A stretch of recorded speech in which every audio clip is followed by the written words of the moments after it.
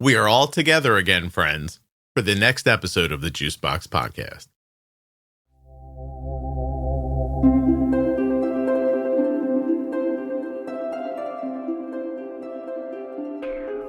Janelle is the mother of a child with type 1 diabetes who says that this podcast saved her daughter, her sanity, and her marriage.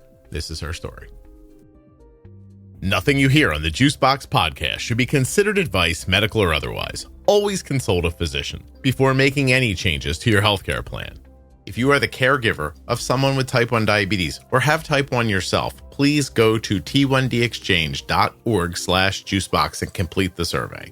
This should take you about 10 minutes and will really help type 1 diabetes research. You can help right from your house at t1dexchange.org/juicebox. Don't forget to save 40% off of your entire order at CozyEarth.com. All you have to do is use the offer code JUICEBOX at checkout. That's JUICEBOX at checkout to save 40% at CozyEarth.com. When you place your first order for AG1 with my link, you'll get 5 free travel packs and a free year's supply of vitamin D. Drink AG1.com/juicebox. When or if you need something that is represented by one of the sponsors, it would help the podcast immensely if you would use my links to look into it or to make a purchase.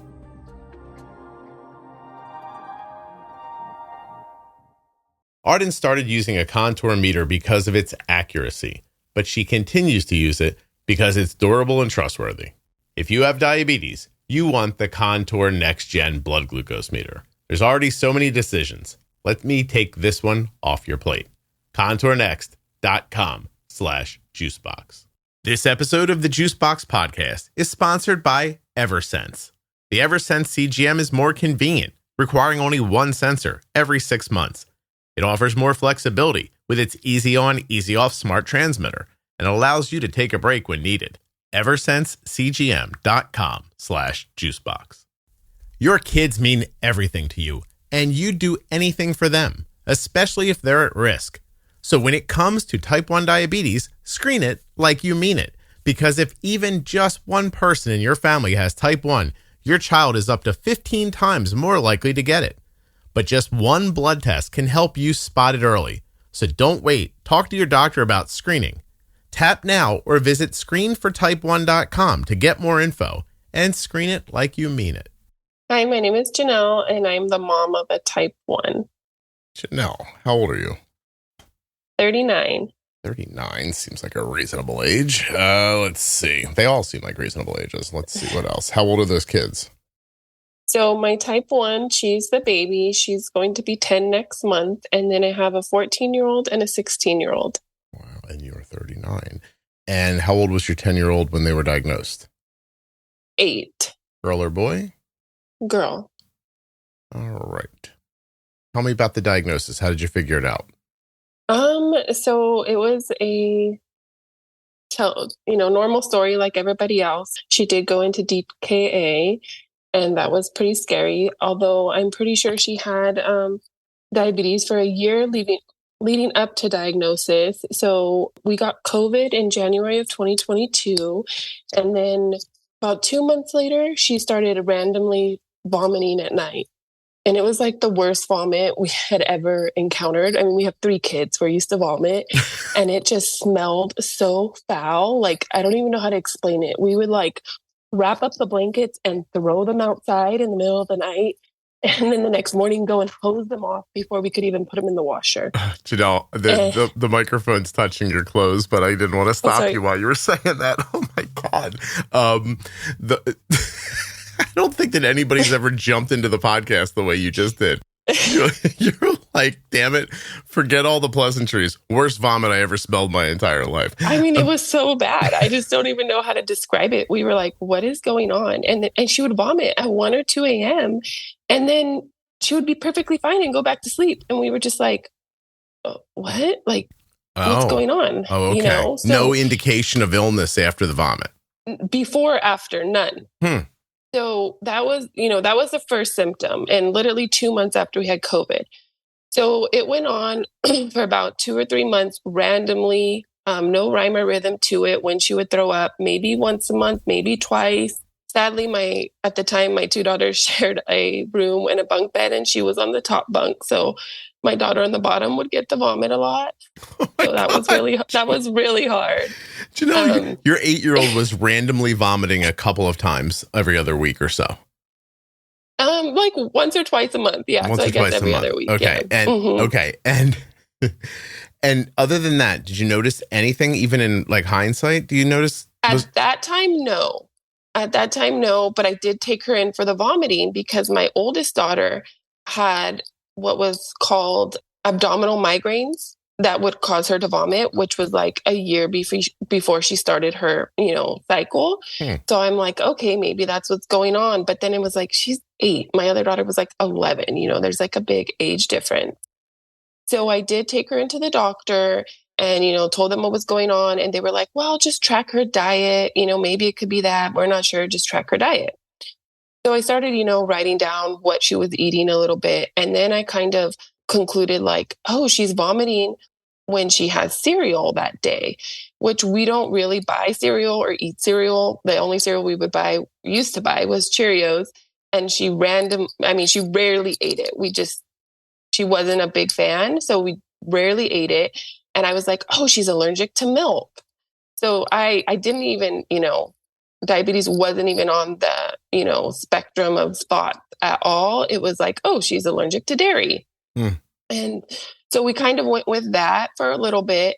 And then started in February, March, towards October, she just started getting really tired. I mean, like just come home from school, lay on the couch, watch TV, zombie. And that was not typical for her. She's like my, third child. So she's very outgoing. She's very active. And then she was just super grumpy. I mean, I remember her coming home from school and having math homework. And one time she like yelled at me and she's like, I just can't remember. And I was like, what is going on with her? Like she's having severe behavioral issues, So then I started going down rabbit holes of that, trying to figure out like, what is it, the transition to third grade? Like, is it, I know it's a lot more homework. Is this what's, causing her to act this way? You're making me wonder how many people were burned at the stake as witches who were just going into DKA because, you know what I mean? Like that, yeah. The confusion and then the variability in how you are and then the malaise and all, like it just, you're scared during that time trying to figure it out, or is it not striking you like it might be a bigger issue? So it's not striking me. Again, she's my third child. We have my kids have rarely go to the doctor. I mean, they only go if they're severely sick, and that's very rare, So at the time, I'm not thinking anything severe. I do take her in for like her annual checkup around that time.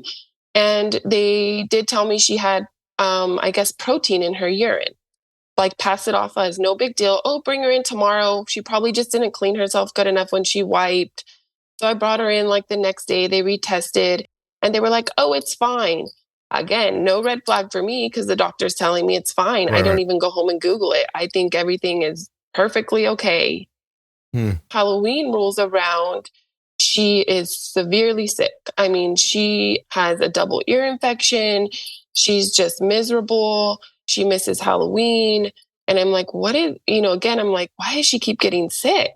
This is where I have like a lot of extreme mom guilt because I just bypassed it. I'm like, she's a kid. She'll be fine. Those things will bounce back. Hey, can I say something before you move forward? Hold on to your mom guilt for a second. Yeah. Because we're going to get too far past this if I don't do this. Abdominal migraines are a type of migraine that primarily affects the stomach rather than the head. They are most common in children, especially those between ages of 2 and 10, but they can also occur in adults. The exact cause of abdominal migraines is not well understood, but they are believed to be related to the same factors that trigger classic migraines, such as changes in brain chemistry and genetics. Like, I thought this was like a colloquial name for something, but it literally is a headache that you feel in your stomach. Yes. I had no idea. My older daughter doesn't have it anymore. It was literally just like the year leading up to her starting her cycle, and it was on a monthly basis, like in tune with her cycle. And now she's 16 and she has extremely painful and bad periods. So I don't know if that was like a signal that was going to go that way for her. Is she been looked at for PCOS? No, but I was just talking to her about it the other day. Leading into another subject, she kind of has like medical trauma since my youngest daughter's diagnosis. So she really doesn't want to go to the doctor. And I'm like, we need to go. You're down for 2 days. Like, this is not okay, you know? Yeah, especially with now you're seeing the autoimmune in the family. So PCOS is a reasonable concern. Yes. Okay, I'm so sorry. Let's get back to your horrible guilt. Go ahead. Yeah. Did you know if just one person in your family has type 1 diabetes, you're up to 15 times more likely to get it too? So screen it like you mean it. One blood test can spot type 1 diabetes early. Tap now, talk to a doctor, or visit screenfortype1.com for more info. The Contour NextGen blood glucose meter is sponsoring this episode of the Juicebox Podcast, and it's entirely possible that it is less expensive in cash than you're paying right now for your meter through your insurance company. That's right. If you go to my link, contournext.com/juicebox, you're going to find links to Walmart, Amazon, Walgreens, CVS, Rite Aid, Kroger, and Meijer. You could be paying more right now through your insurance for your test strips and meter than you would pay through my link for the Contour NextGen and Contour Next test strips in cash. What am I saying? My link may be cheaper out of your pocket than you're paying right now, even with your insurance. And I don't know what meter you have right now. I can't say that. But what I can say for sure is that the Contour NextGen meter is accurate. It is reliable, and it is the meter that we've been using for years. contournext.com/juicebox. And if you already have a Contour meter and you're buying test strips, doing so through the Juicebox Podcast link will help to support the show. So Christmas passes by. My older daughter would turn 15. She had a quinceañera. Youngest daughter, again, was just in a horrible mood, fighting me. I'm not going to wear a dress, all these things. And I just was like, I'm just having so much trouble with this child. Like the mom and daughter, dynamic is just not going well. She's just angry all the time. And then January rolls around and I made a comment to my husband. I said, she looks like she's lost a lot of weight. And I don't know. I just feel like something's off. And he kind of looked at her and he was like, well, she grew, she thinned out. All of our kids did that. We're tall people. So, he was like, she's getting taller. She thinned out. I'm like, okay. And then I even had a random friend that hadn't seen her in a few months, saw her and he did a double take and he's like, is that Ariel? And then he's like, wow, whoa. She's so thin. Mm-hmm. And even in that moment, I just was like, oh yeah, she got taller. But after diagnosis, I remember him being like, oh, I'm so sorry. I was so shocked to see her. And then now to know something was wrong with her, he's like, I feel so bad. And I was like, no, it's not a big deal. But so she still was throwing up. Right. And she would throw up also randomly at school during lunch recess. Jeez. And then they would send her home. And I would be like, well, she's fine. And they were like, well, she keeps throwing up. And I'm like, well, I'm working with the doctor. We're tracking her food. We think she might have, abdominal migraines. We're just not really getting anywhere. She came home on a Monday, threw up after lunch recess. And normally after she threw up, she'd, be down for a few hours and then she'd be fine. Well, she came home and she just looked like death. I completely be honest. I looked at her and I was like, you're sick. So she got in my bed. She slept in my bed that night. She threw up all night. I mean, I could not even get water down, nothing. So the next day, usually after 24 hours, when your kids have a, viral or stomach bug, they start to perk up a little bit. And she didn't perk up. I mean, she was sliding down a hill, getting worse. And that was the major red flag. I was like, something's wrong. So I called the pediatrician and I was like, hey, I need to speak with the nurse. And they called me back and I was like, she's been vomiting for 24 hours. She can't even keep water down. I was like, so if anything, I know she's 100% dehydrated. And they were like, oh, well, we can see her tomorrow. And I was like, okay, make the appointment. So I made the appointment, hung up the phone. I got in the bed with her and I was just like, no, I need to take her in. So I immediately took her to the ER. Something I guess like the mom in me was just like, no, she's not going to make it till tomorrow. Like this, Janelle, tell me right there. Did you think she was going to die if you didn't take her for medical care? I didn't think she was going to die, but just something was telling me that it just wasn't normal. I'd had 3 kids and she just wasn't acting normal. She kept telling me her whole stomach hurt. So I was thinking like appendicitis, but she wasn't like, oh, it's to the side. She was like, my whole stomach hurt. Okay. Hey, Janelle, are you a big hand talker? What's happening with that microphone? Yes. Yes. Sorry. Stop hitting that. I'll bury them. Put your hands down at your sides while you're talking. Yes. I have a question. Because I heard something that I'm wondering if I got right or not. What's your background? Are you Mexican? I am not. My husband is. Your husband is. I heard the humble brag about the height, and I thought, this could be a Mexican thing. And so, was I close to right? Come on, help me. All my kids are super tall. It's not a humble brag. I actually hated being tall growing up. Really? How tall are you? I'm 5'10". 5'10". No kidding. Good for you. Yeah. Tell me a second. Why did you not like being tall growing up? Well, I grew up in a really small town and went to a really small school, K through 8. And I was like the only tall kid. And so just, I didn't fit in. I wasn't normal, I guess. I find tall women very attractive. I don't know why. I always feel bad when I see them kind of like curling their shoulders over or kind of hiding their height and stuff like that. But it's just people are looking at you. Is that the issue? Yeah. And I think just awkwardly as a teen, or preteen, you just, like I had 2 best friends growing up and they were the same height and they shared all the same clothes. And like, I couldn't do that with them. All the stuff is different. Yeah. I see. Okay. All right. I'm sorry. Emergency room. Go ahead. Yes, I take her into the emergency room. Right before I take her in, when I'm like contemplating take her in, I start to Google all the symptoms. And I forgot to say she was going to sleep with a water bottle leading up to this. And I just thought, yay, she's drinking more water. Like had no clue that she was like so thirsty, because and then she was peeing a lot excessively too. And she kept telling me she was. So I actually had first went to like, oh, do you have a UTI? And she's like, no, because it doesn't. I was like, does it hurt when you go pee? No. So I just kept finding excuses for, all the symptoms. And actually 2 weeks before the ER, she had bloodshot eye really bad. Mm-hmm. And she was like, it really hurts. And I look at it and I'm like, well, someone just had pink eye. Like her teacher had just had pink eye. Maybe you have pink eye. So I had even like taken a picture of it and texted it to my friend. Like, do you think this is pink eye? She's like, no. And again, I'm like, oh, you'll be fine. Go to school. You don't have pink eye. You'll be fine. And it went away. But like, those were all super strong signs that I just totally passed off. But I had no education. No, like the doctor never told me like, oh, well, maybe she has this. So look out for, her drinking a lot and urinating a lot and losing weight. Like nobody said anything. So I Googled all these things right before I took her in when I had the epiphany, like I need to take her in.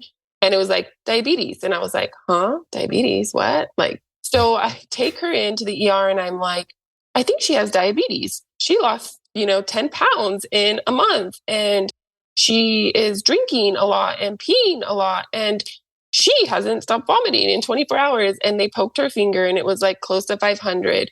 We were like in a little tent because they still have like a COVID tent outside the hospital. I don't know why. It was 2023, but I'm stunned that the blood sugar was only 500, honestly. Same, but we're not like soda drinkers. We don't, and she also hadn't ate anything, ate or anything in 24 hours. But yeah, I'm also bedazzled how it wasn't like super high because I hear all the diagnosis stories and like their blood sugars are like 600, 700. And this had been going on for literally a year. So I really think for a whole year she was honeymooning and that saved her.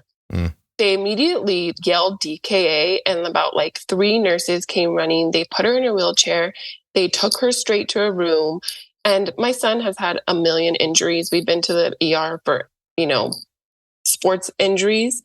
And I've never been attended to that fast. And it was in that moment that I knew that like it was serious. Yeah.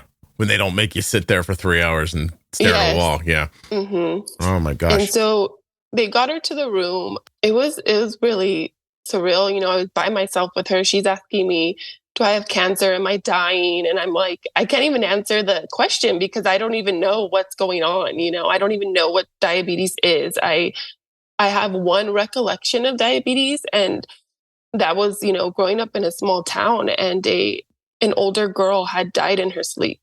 And it just went around the school like, yeah, she had diabetes. So like, that's the one thing that I could cling to as she's being diagnosed. And that was super hard because I had no like other education. Janelle, I just got the chills when she asked if she had cancer, if she was going to die, because it made me feel like for all this time, because tell people again, from the first time she threw up until that day, how long had it been? 1 year. Oh, no, sweetie, it's okay. Complete year. Yeah. I just kept thinking, I wonder how long your daughter was wondering what was wrong with her. Because and she never said anything. Yeah. And there was also another thing that I find really interesting. About 3 months before she was diagnosed, she stopped eating rice, and she loved rice. And again, my husband's Hispanic, so, you know, there's a lot of Mexican rice. Mm-hmm. She refused to eat rice. And I couldn't understand it. I was like, you love rice. But I think it was making her feel so sick that her body knew it, and she refuses to eat rice to this day. Have you, in hindsight, have you talked to her and asked her why she didn't, maybe, I can't believe I'm going to say this like this, but why she didn't like advocate for herself a little bit? I think she didn't know. I honestly think she was 8. I don't think she knew why she was not feeling well, or even correlated that she wasn't feeling well. I don't think she put it together. Yeah. And I think because she was honeymooning, she would, you know, have it would get better. Of really good time, and she would feel better, and then she would feel sick again. So I just don't think she even realized it wasn't normal. And I think at some point, you know, her A1C when diagnosed, she was 13.7. So I think that she was her body had learned to function on those, you know, 300 blood sugars. I bring this up to maybe to try to relieve you a little bit of this guilt, right? Because like, it's such a human thing. We have a very short memory about stuff like this. You know what I mean? And that's good. It's for survival reasons. You don't sit around worrying all the time if you're going to get sick again. And so if she didn't feel well, she's a tough kid, she fights through it, then she feels better. It would not be common for you to sit there and think, oh, I wonder when this is going to happen again. Even when it's happening over and over again. I just find that that's kind of that hopeful nature of human beings. You know what I mean? And so I get it. And she's young, and she doesn't know enough to put 2 and 2 together and worry. And you had found reasons for things that you saw that seemed, you know, like they answered questions. And, you know, the only thing I would say is like the vomiting for that long. Yeah. And it was just so sporadic though. Like like one time it would just be once that month. So it wasn't, and I didn't dawn on me until about October when I plugged, I Google searched in my text messages, like puking. And I realized like how much she had been puking, because I would text my friend like, oh my God, Ariel was puking last night. We're all going to get sick, you know? And then no one else got sick. Nobody else ever got sick. And I had told the doctor that, and I had taken her to the doctor. And I go back to day one, you know, 2 months after the vomiting started. Why did the doctor not prick her finger? Why, when she went to her routine checkup, did the doctor not, they pricked her finger to check her iron, but they never checked her sugars. And she starts getting other infections with ear infections too and everything. So I'm going to use a word here. I don't mean this word, but I'm tired today. I can't come up with a better synonym. But if you look back on how you handled it, where'd you go wrong? What let it go? Like, what's the thing you wish you could take back now? Is it listening to the doctor? No, because the doctor didn't give me any solid advice. It would have been, I think, Googling her symptoms, just not bypassing again. I feel like if she was the first child, I would have been more attuned to what was going on. But because I had at the time, you know, 13 and 15-year-old, I'm like, I'm a seasoned mom. Like, it's a normal, like, I just found excuses for everything. So I think just really not bypassing how she was feeling, advocating more, I guess, to the doctor. When I look back, I'm like, I took her to the doctor. Why didn't they do this? Why didn't they do that? You know, and I think they see so many healthy kids that they just think it's a minor illness. Right. Well, yeah, Janelle, I think you're right. I put this into Vision AI. I said, what do these symptoms point to? Thirsty, vomiting, lethargy, weight loss. Vision says the symptoms you've described, thirst, vomiting, lethargy, and weight loss, can be concerning and may be indicate several possible health issues, including but not limited to diabetes-related conditions. In the context of type 1 diabetes, these symptoms could suggest a few critical scenarios. Diabetic ketoacidosis, it describes it, hyperglycemia, it describes it, infection or illness. Yeah, do you think if you would have saw that, what would you have done? How many times have you thought, it's time to change my CGM? I just changed it. And then you look and realize, my God, it's been 14 days already, a week and a half. Feels like I just did this. Well, you'll never feel like that with the Eversense CGM, because Eversense is the only long-term CGM with 6 months of real-time glucose readings, giving you more convenience, confidence, and flexibility. So if you're one of those people who has that thought that I just did this, didn't I? Why do I have to do this again right now? If you don't like that feeling, give Eversense a try, because with Eversense, you'll replace the sensor just once every 6 months via a simple in-office visit. EversenseCGM.com/juicebox to learn more and get started today. Would you like to take a break to take a shower? You can with Eversense without wasting a sensor. Don't want anybody to know for your big day? Take it off. No one has to know. Have your sensors been failing before 10 or 14 days? That won't happen with Eversense. Have you ever had a sensor get torn off while you're pulling off your shirt? That won't happen with Eversense. So no sensor to get knocked off. It's as discreet as you want it to be. It's incredibly accurate, and you only have to change it once every 6 months. EversenseCGM.com/juicebox. I would have took her immediately into the doctor and been like, I think she has this. I know about advocacy. I didn't mention this, but my son does have sensory processing disorder. Mm. And I advocated for him when he was a year old because I knew something was off. Okay. He's your 14-year-old? Yes. Okay. Yes. And he's it's like a spectrum like autism, and he's very low on the sensory spectrum, but he does have it, and he does, have eating sensory issues. Mm-hmm. But as he's gotten older, it's gotten a lot easier to manage. So again, I pushed that when he was really young because I saw the signs and the symptoms. But I think with her, just the chaos of life at the time, having 2 teenagers, my son played travel baseball, my daughter does ballet, Ariel does horseback riding, I work full time. Yeah. My husband has his own business. I just think after so many years of never having a major issue with any of my kids as far as illness, in my head, they were all healthy. Mm. And this was you see that those seasons of hope were happening for you as well. Yeah. Yeah. You're like, she's vomiting. Yeah. That's crazy, but she's good now. And then you get elevated again and you kind of forget about it.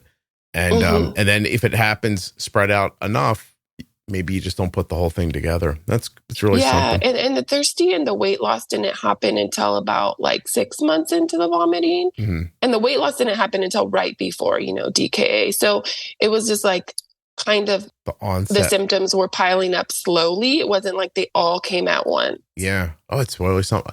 Listen, you started off by saying it's a story like everybody else's, but then you told a story I don't think I've ever heard before. So, geez, that's something. Are you okay? I have another interesting piece too, which I've tried to do the research to see if it's related, and I can't really find a link, but she was born 2 weeks early and she was a little over 8 pounds.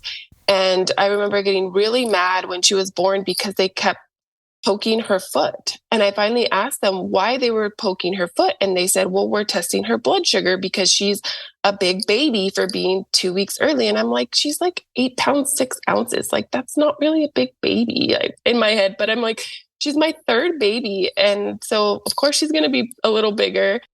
They never told me if she had high blood sugar, but before I was going to come on here, I got her hospital records because I was just curious, of all the details about when I took her into the ER. And of course, that is the same hospital where she was born.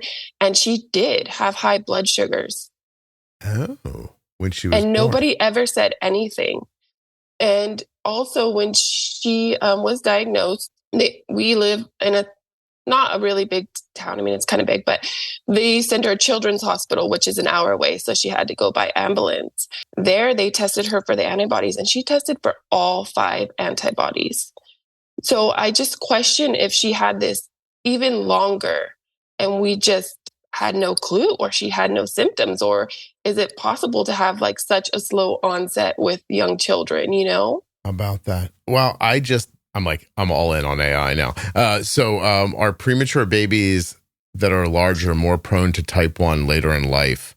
The relationship between birth weight, prematurity, and the development of type 1 diabetes later in life is a topic of ongoing research, and the findings are not entirely conclusive. However, several studies have explored various aspects of this relationship, prematurity and type 1. Some research suggests that premature birth may be associated in increased risk of developing autoimmune diseases, including type 1. The theory is that the immune system of premature infants might develop differently, potentially influencing autoimmune responses later in life. Isn't that crazy?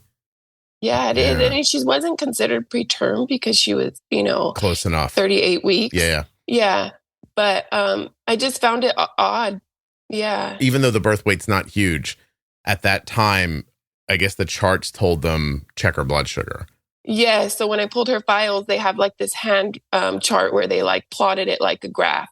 And it was just a tiny bit above for the weeks. So it was like check her blood sugar. And they never told me it was high. There was no information. Did it say how high it was when they checked? I don't have it off the top of my head. It's in my little files right here. But and also when I looked, it wasn't the values that we use. So I didn't have time to research like how that correlates. I don't know if they're using a different value system. Sorry, I'm not. Where was the hospital? It was here in California, but it said like 88 or something, but it said high. I'm not, I could be wrong on the exact number, but it showed like 2 times being normal and 2 times being high.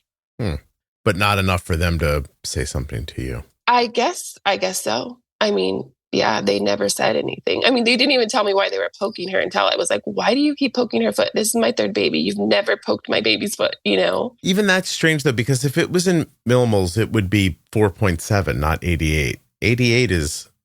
Well, and then I did read, so I got the hospital records like a month ago and I was like digging into them. And I did I may be wrong on the number, but I did read that for newborns, the sugar level is different. Oh, okay.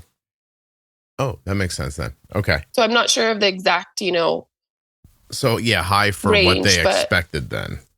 Yes. 2 hours old, normal level is just under 2 millimoles and will risk adult levels 3 or 2 days. Within 2 to 3 days, and babies who need treatment for low blood glucose are at risk for low blood glucose. Low.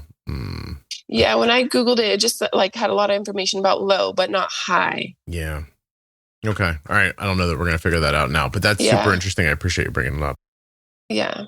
All the people who are listening now are like, were our kids premature? By how much? I wonder if they, yeah. And that's something. It's just interesting that, like, again, I had no clue, but then when I pulled the records, it showed high. And I'm like, that's just odd to me. Well, apparently not. Apparently there's ongoing research about that. Yeah. So, okay. God, we're a half hour in. Why did you want to come on the podcast?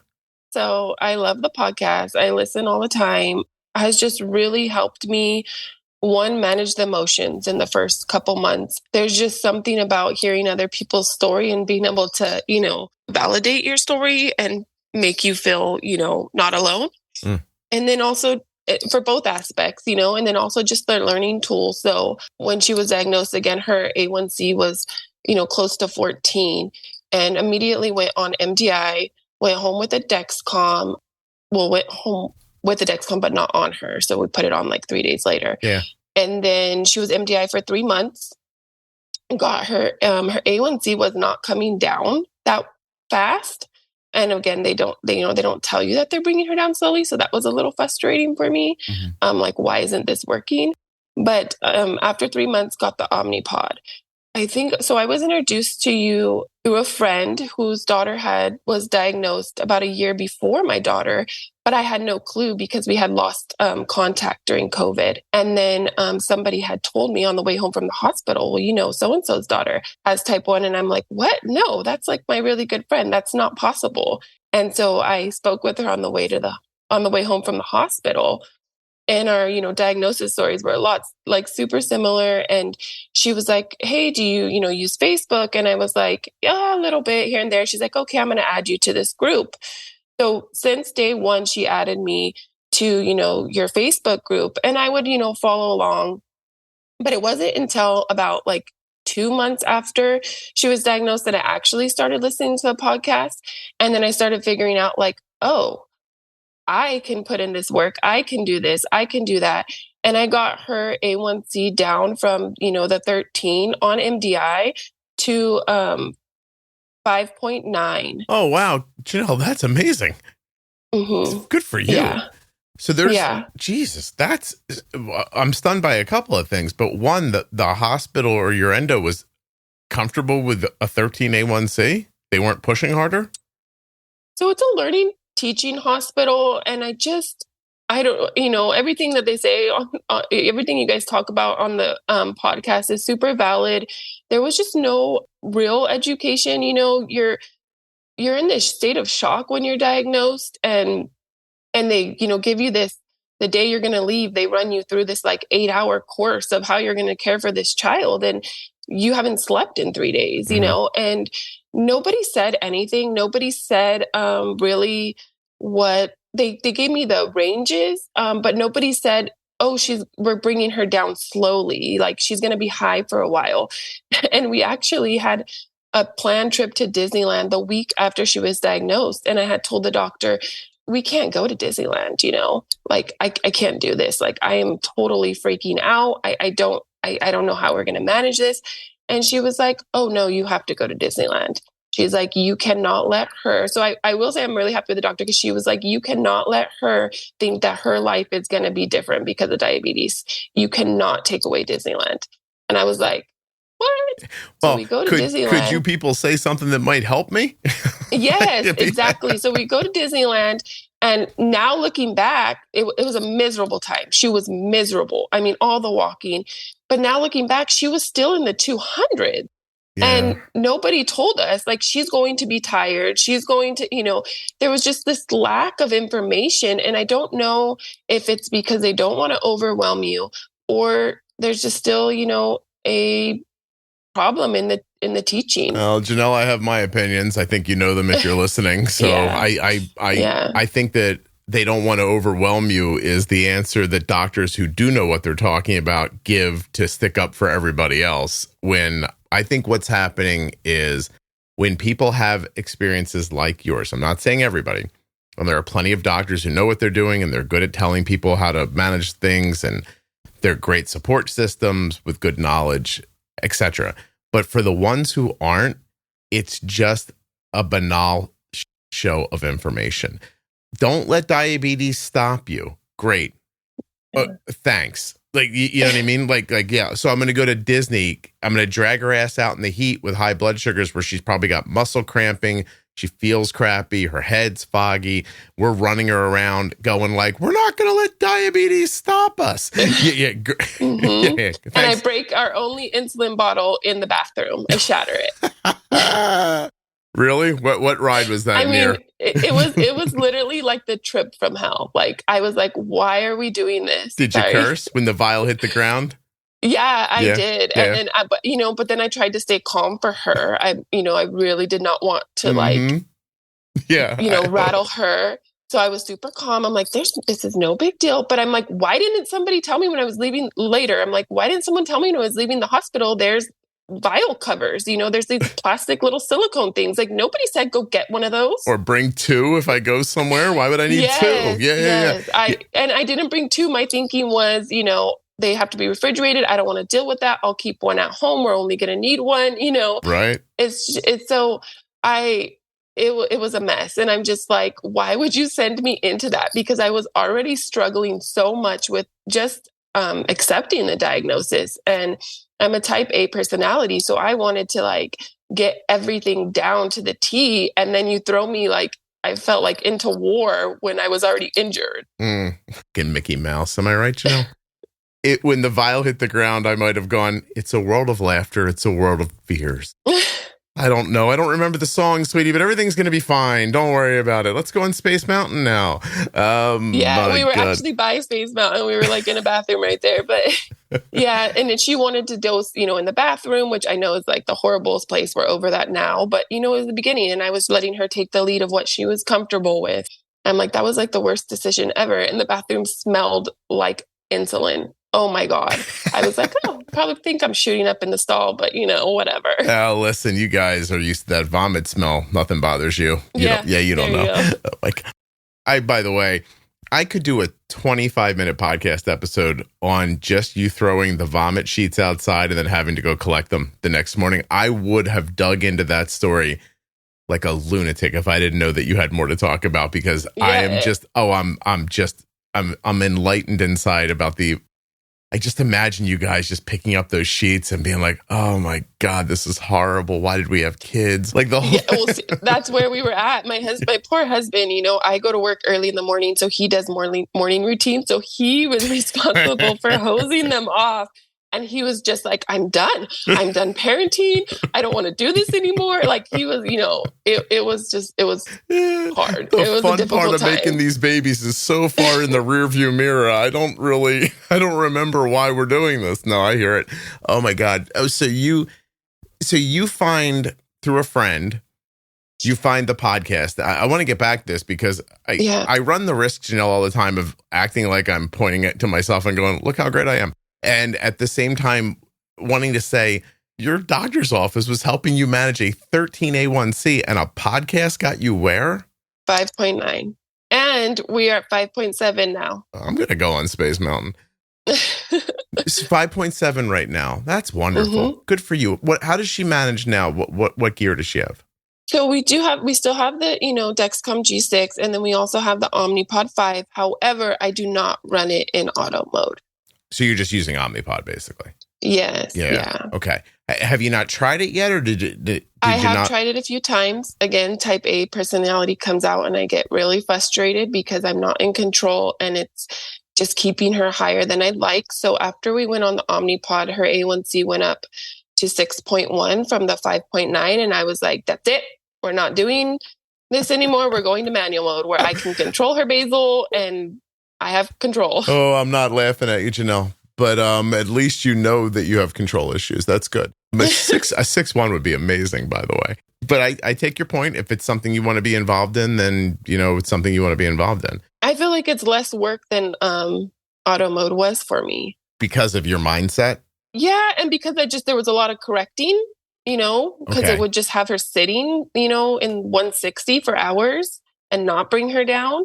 It was really great for the lows, don't get me wrong. But it's not aggressive enough. And I'm really hoping that, within time, they will lower that, 110 to like a 90. And then maybe she can set, right above 100. But she was setting at like 137 all night. And why when I could have her in the 80s or the 90s? Yeah. No, I mean, listen, I hope that all of the pump companies continue to make their algorithms more aggressive to the point where they can manage the numbers that people are looking for. If that's what you want, and it's fantastic. And good for you for doing it. But you're not sleeping. What about at night? Can't you get her to 80 and then just go to bed and put it into auto?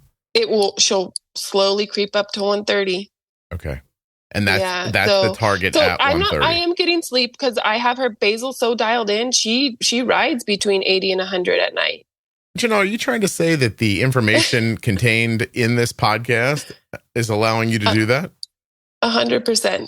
So before we got the Omnipod, I literally sat down and listened to before I put it on her, sat down and listened to all the pro tip series, had a notebook, took notes, learned vocabulary, because, you're also shooting words in the beginning that we don't know. I'm like, what the heck is basal? What the heck is, this? So I'm like writing it in a notebook. I am like going to school with your podcast. I'm Professor Scott. Yes. Who's Jenny? Is she the lunch lady? No. She's like, who is she? She's like the principal probably, right? Yeah. Maybe the principal. I'm thrilled that it helped you. It's like, genuinely, I feel proud, to be perfectly honest with you. I actually had a moment this morning. I don't know if people use my Facebook group. A lot of people celebrate their wins in there, and it's really terrific. Like, but I don't ever do that. I never like go in and be like, hey, like, you know, you should see Arden's bowl list that we, you know, or whatever. Like, I just don't do that. You know, I got a note from a friend today that said, hey, if you haven't listened to your episode, like, listen to it like a fan, not like you're editing it or something like that. If you haven't listened to your episode called After Dark Prison, you should go back and listen to it. I just listened to it. Oh, did you? And so I turned it on this morning while I was taking a shower and screwing with the dogs and stuff like that, and dealing with the baby birds that we saved outside and oh my God, and all that stuff. And I have to tell you, I got done. I went to the group and I put up a post, and I was like, I actually said, I'm like, can I celebrate something with you guys for a second? Because I just read that right before we got on. That episode is great. No, it is a really good episode. Yeah. I mean, I loved it. And you deserve it. You do. I honestly think that you saved my life, my daughter's life, and my marriage. Oh, wow. I'll take a card at Christmas. Look at me glossing over what you just said, which was so nice. Like, I realized, like, you don't know how fast this goes. Like, I record every day with somebody, and then those episodes go into a folder. They get magically through the internet whisked completely across the country, where an editor takes care of, like, you know, the stuff you don't even know is happening, like gaps and noises and everything. It makes it infinitely more listenable and sound better, all that stuff. And then I don't see it again until it comes back into another folder. And then the next time I see it, the truth is that I just kind of like, I do the like, hello friends and welcome to episode. Like, I do that. And then I like drop in ads that people have bought, and, you know, I put them in where they go, and I package the whole thing together and I stuff it online. But I don't ever really listen back through it again. So I only have the conversation. I don't usually listen to them. But as I was listening to it, I was like, when I pushed record with Stephanie in 12:02, all I knew was she had type 1 diabetes and she had been to prison and nothing else. And you listen to that episode could be on NPR. It could be, you know what I mean? It could be a 2-hour interview with Howard Stern with somebody famous. Like, it's really... You know how to ask the right question, I feel like. And you guide all your your speakers through.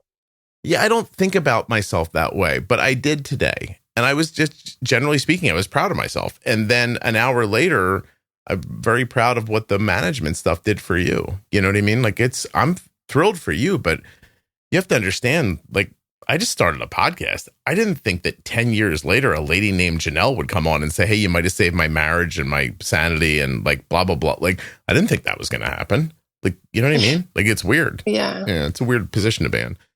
But anyway, today I'm allowing myself to feel proud, because normally, despite what you might think when I'm joking around on the podcast, I generally walk around thinking, I'm not good at this. I have to do better. It's not helping enough people. Like, those are usually the ways I think about the podcast. So I'm celebrating today. You should. Yeah. You deserve it. You should. You are part of my celebration. I do. I hear all the time, like, how can we reach more people? And I see that. I know somebody else whose daughter has type 1, and I just know that they're not getting the help that they need. And the family's just not capable of doing it on their own. And I'm just so frustrated that the hospital and the doctors aren't stepping in. Can I ask you a question you might be uniquely qualified to answer? If I could re-release like Bold Beginnings or the Pro Tip series in Spanish, do you think that would help people? Yes. Okay. Because immensely. It would not be in a human voice, I'm sorry to say. Mm-hmm. But I'm working on it right now, again, through AI. But here, I think I can, hold on a second. If they can find the podcast, yes. I think find it. Then 100%, because like my mother-in-law had a really hard time understanding the diagnosis. And I wish there was something that I could give her to listen to. Listen to this for a second. Let me see if you can hear this. Hola amigos, y bienvenidos a la serie de consejos profesionales sobre diabetes del podcast Juicebox. Estos episodios han sido remasterizados para una mejor calidad de sonido por Rob and Runway Recording. Cuando necesitas que se haga bien, eliges wrong way. Wrong way. Is that reasonable?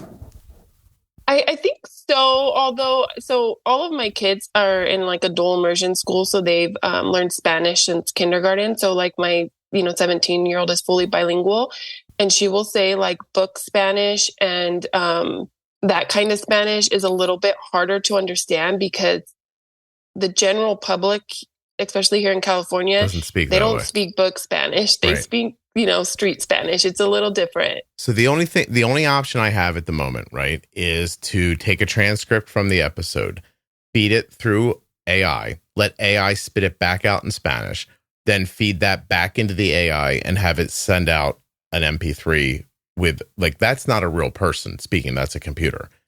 And so that's my only option right now. There's no other way for me to do it. Do you think it's a waste of time, or do you think I should try an episode or two and see if it works? I think you should try it. Okay. I really do. If you can reach any other, population that's not being reached, then I think it's valuable. Okay. All right. And then what I would probably do is I would probably launch a new podcast that was just Juicebox Podcast in Espanol. In Spanish. Yeah. And then only probably do like bowl beginnings, pro tips, like more management stuff inside of that, because I can't imagine that like my conversation with the lady in prison would like translate well. Like, do you know what I mean? Like back and forth conversation. Yes, like I think so. I think at least having the pro tip series, having the definitions in there, I think, because something that I also don't think the doctors realize is that they're using words that we don't know either. Mm-hmm. I didn't know what, pre-bolus was. I didn't know what your basal was. They're telling you fast acting and short acting insulin, but then they're not telling you all those things. But then when you go in the office, they're using those words. So I think even if somebody can hear those pro tips series in Spanish, then they're being able to understand even their doctors better, I feel like. Yeah, no, I agree. The Defining Diabetes series, I think, is really important, actually. Yes. And for the exact same reasons that you said. Like, they just start talking, and your brain does its best to like fill in, but you're not going to fill in what basal means on day one. They'll say basal, and then somebody else will come in the room and call it like long-acting insulin. Mm-hmm. Right. Or they'll call. So then you're thinking that they're talking about two different things. That's what I'm saying. You're just like, what's going on here? Yeah. When you talk to three different people and one person says Novolog, one person says mealtime insulin, and one person says rapid acting insulin, you don't know those three things are the same thing. No. Yeah. No, it's really a problem, actually. And this is to me the quickest way to do it. Like short episodes. Hey, Jenny, we're here to talk about basal. Basal is this, blah, blah, blah. Here's a contextual conversation about it for a few minutes, nothing overwhelming and, not too long. Then you move on. I want to give a lot of credit to somebody. This lady named Laura Kolajeski. She worked at Sanofi Diabetes years ago. And one of the things she did was she built an online dictionary for diabetes. And it's of course defunct now. It doesn't exist, and their website's gone, etc. But that idea stuck with me for a long time about what a value that was, and that's why I made that Defining Diabetes series. That series was huge for me. So again, in the beginning, I was just added to the Facebook group. And even the things people were saying, I was like, what are they talking about? And I was like Googling in the search of the Facebook group, like the words, like trying to figure out, what it was. I was like, what is looping? What is, I'm like, this is like a foreign language when you're first diagnosed. Did you ever see Jay and Silent Bob Strike Back, Janelle? No. At the end of the movie, they fly around the country and go door to door to all the people that made fun of them online and beat them up. It's kind of stupid and funny. I have this like daydream of me going door to door and making everybody listen to the Bowl Beginning series. Yeah, I think that would be, that's the first step. Yeah. Again, when I first started the podcast, I kind of started listening randomly. And then I was like, I think I heard you say in one of the episodes about, the old beginnings. And so I went back again with my little notebook.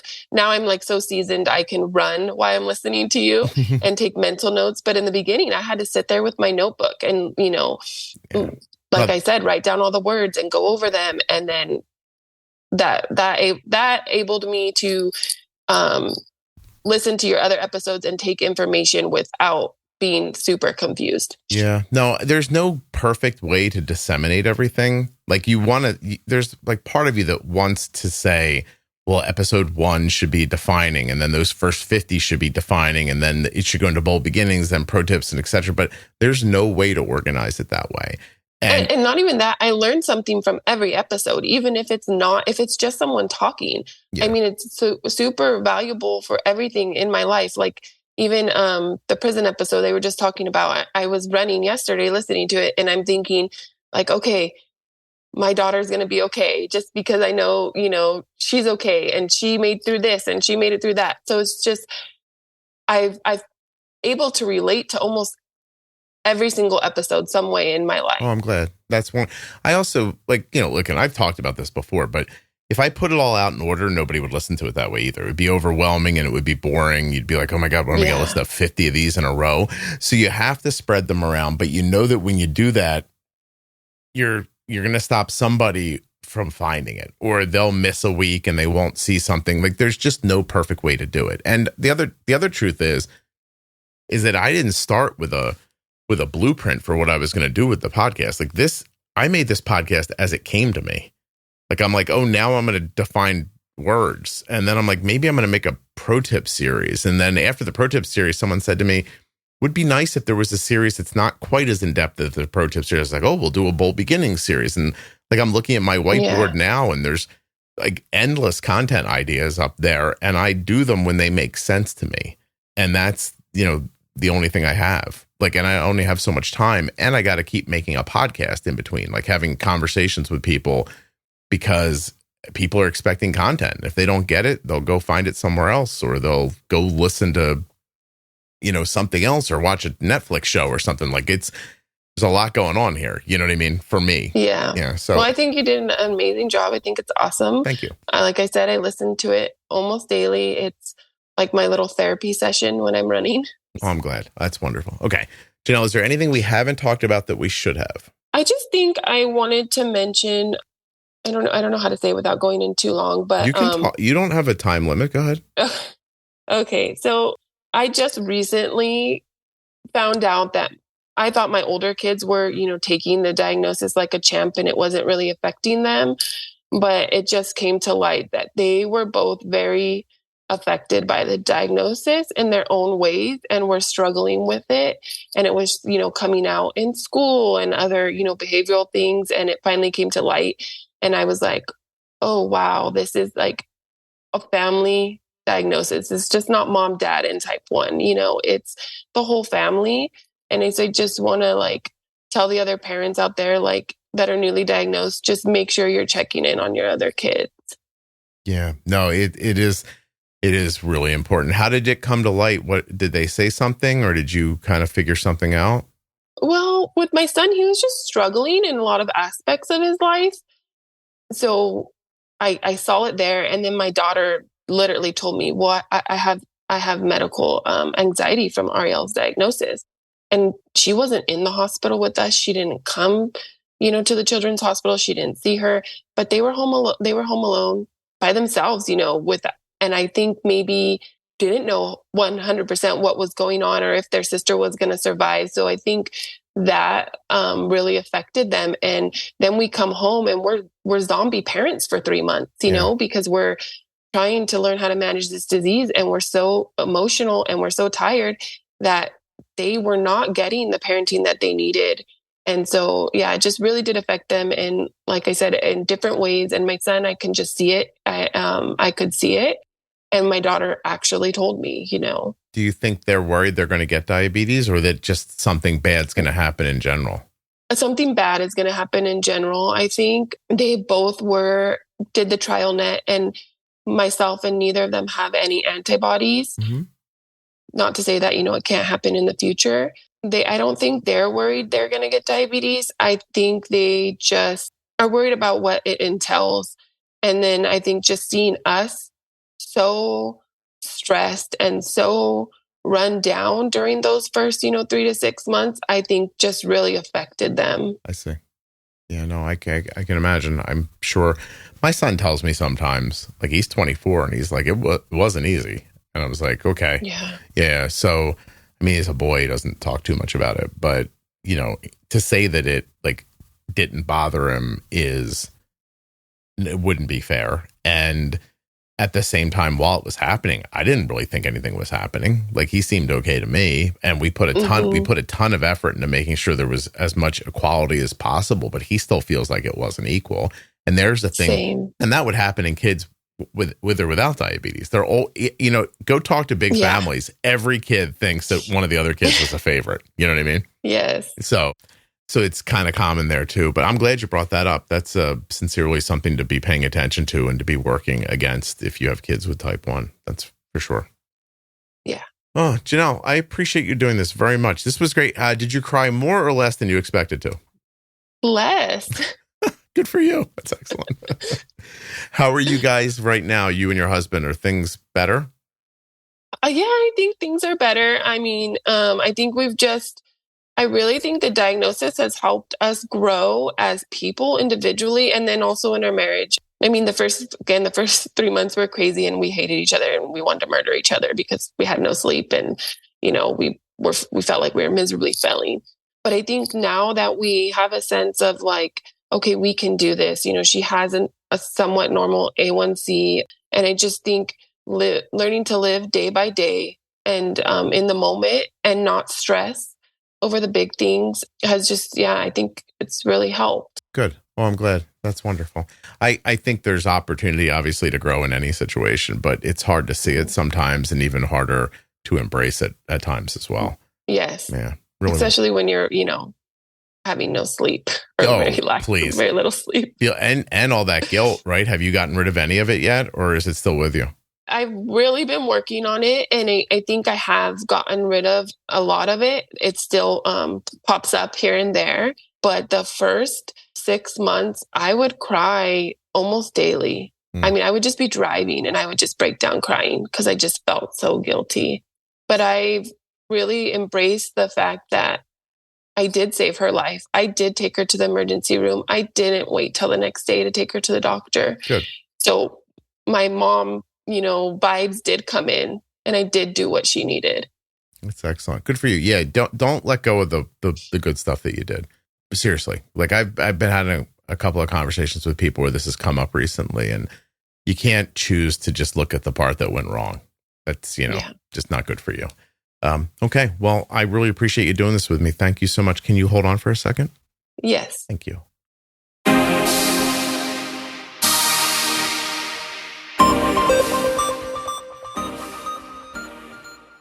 I want to thank the Eversense CGM for sponsoring this episode of the Juicebox Podcast. Learn more about its implantable sensor, smart transmitter, and terrific mobile application at eversensecgm.com/juicebox. Get the only implantable sensor for long-term wear.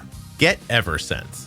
A huge thanks to the Contour NextGen blood glucose meter for sponsoring this episode of the Juicebox Podcast. Learn more and get started today at contournext.com/juicebox. Did you know if just one person in your family has type 1 diabetes, you're up to 15 times more likely to get it too? So screen it like you mean it. One blood test can spot type 1 diabetes early. Tap now, talk to a doctor, or visit screenedfortype1.com for more info. If you have type 2 or pre-diabetes, the Type 2 Diabetes Pro Tip series from the Juicebox Podcast is exactly what you're looking for. Do you have a friend or a family member who is struggling to understand their type 2 and how to manage it? This series is for them. 7 episodes to get you on track and up to speed. Episode 860, Series Intro. 864, Guilt and Shame. Episode 869, Medical Team. 874, Fueling Plan. Episode 880, Diabetes Technology. Episode 885, GLP-1s, metformin, and insulin. And in episode 889, we talk about movement. This episode is with me and Jenny Smith. Of course, you know Jenny is a certified diabetes care and education specialist. She's a registered and licensed dietitian, and Jenny has had type 1 diabetes for over 30 years. Too many people don't understand their type 2 diabetes, and this series aims to fix that. Share it with a friend or get started today. I can't thank you enough for listening. Please make sure you're subscribed or following in your audio app. I'll be back tomorrow with another episode of the Juicebox Podcast. Hey, what's up, everybody? If you've noticed that the podcast sounds better and you're thinking like, how does that happen? What you're hearing is Rob at Wrong Way Recording doing his magic to these files. So if you want him to do his magic to you, wrongwayrecording.com. You got a podcast? You want somebody to edit it? You want Rob.